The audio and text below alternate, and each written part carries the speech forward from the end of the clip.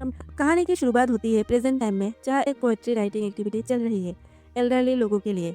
यही हमें मिलती है 70 साल की एसुन, जो अपनी माँ को याद करती है, और यही से कहानी फ्लैशबैक में चली जाती है। एसुन की माँ हानियो एक स्ट्रॉन्ग समुंदर में काम करने वाली औरत थी, जिन्होंने अपने बीमार पति को खो दिया था और फिर दोबारा शादी कर ली थी। एसुन अपने पापा के परिवार के साथ रहती थी, क्योंकि वही उसकी पढ़ाई एफर्ट कर सकते थे। लेकिन एसुन हमेशा अपनी माँ से कहती थी कि वो उनके साथ रहना चाहता है, क्योंकि उसकी पैटर्नल फैमिली उसके साथ अच्छा बिहेव नहीं करता था। एक बार एसुन एक पोएट्री कॉम्पिटिशन में सेकेंड प्लेस जीत जाती है, लेकिन उसकी माँ काम में इतनी बिजी होती है कि वो उसकी अचीवमेंट को नहीं देख पाती। मजबूरन एसुन वापस अपने अंकल के घर चली जाती है, जहाँ उसे छोटी मोटी काम करना पड़ते हैं। इसी बीच उसकी माँ उसकी लिखी हुई पोएम पढ़ती है, जिसमें एसुन लिखती है, एक दिन मैं तुम्हें 100 ऑन रोल्स दूंगी ताकि तुम्हें इतनी मेहनत ना करनी पड़ी माँ। ये प्यारी शब्द उसकी माँ के दिल को छू जाते हैं। गुस्से से भरी उसकी माँ उसके अंकल के घर जाती है, बहुत सारे मछलियाँ देती है और एसुन को अपने साथ ले जाती है। जब दोनों एक साथ रहने लगते हैं, एसुन गुस्सा हो जाती है जब उसे क्लास प्रेसिडेंट नहीं बनाया जाता, जबकि वो जीत चुकी होती है। वो पोजीशन एक अमीर आदमी के बेटे को दी जाती है। उसकी माँ स्कूल जाकर टीचर को ब्राइब देती है ताकि एसुन के साथ अच्छा बिहेव किया जाए। घर आकर वो सारे सिगरेट फेंक देती है, क्योंकि एसुन ने वादा किया था कि वो फ्यूचर में उसके लिए एक मोती का हार खरीदेगी। अब उसकी माँ लंबा जीना चाहती है। साल 61 एसुन के सपने टूटने लगते हैं जब उसकी माँ बीमार पड़ जाती है, समुद्र में सालों तक काम करने की वजह से।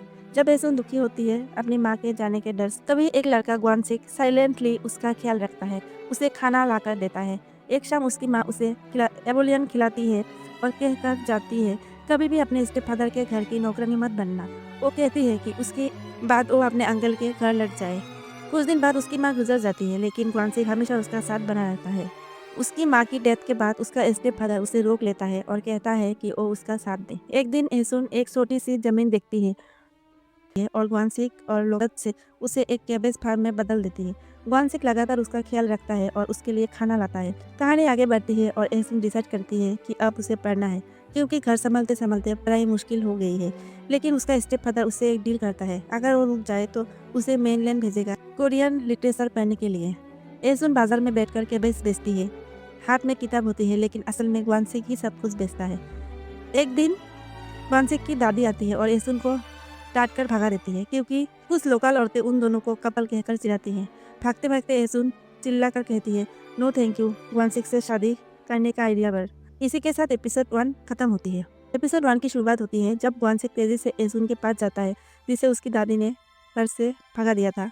दोनों साथ चलने लगते हैं और इसी वक्त हमें पता चलता है कि ग्वानसिक के माँ बाप ने शादी से पहले भागकर लव मैरिज की थी। इसी वजह से उसकी दादी पब्लिक में उनके साथ देखने पर सख्त रहती है।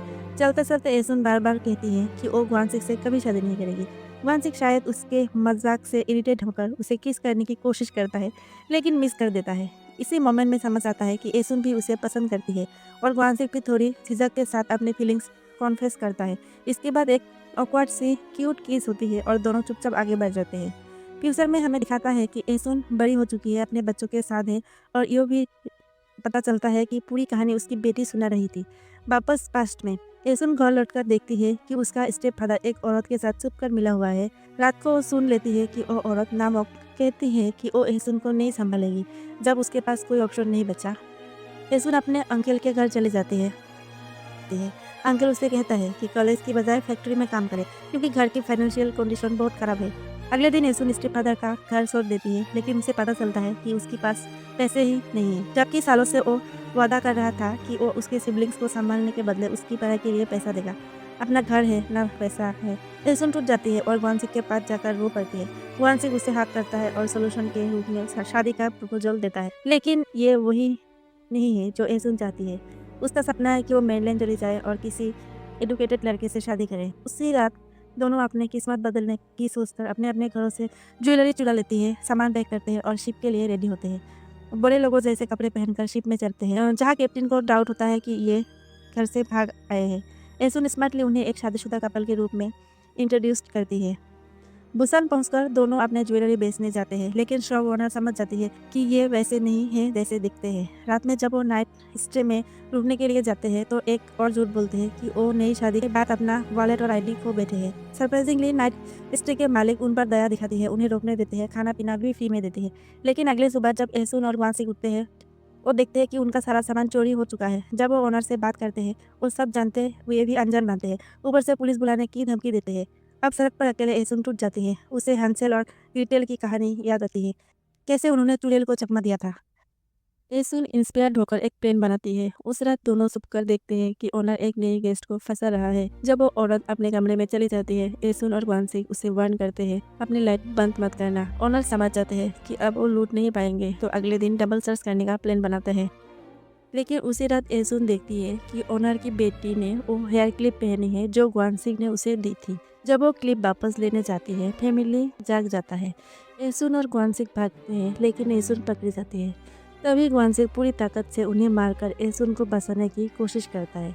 और इसी के साथ ये एपिसोड खत्म होता है। एपिसोड कैसे लगा कमेंट में ज़रूर बताइए।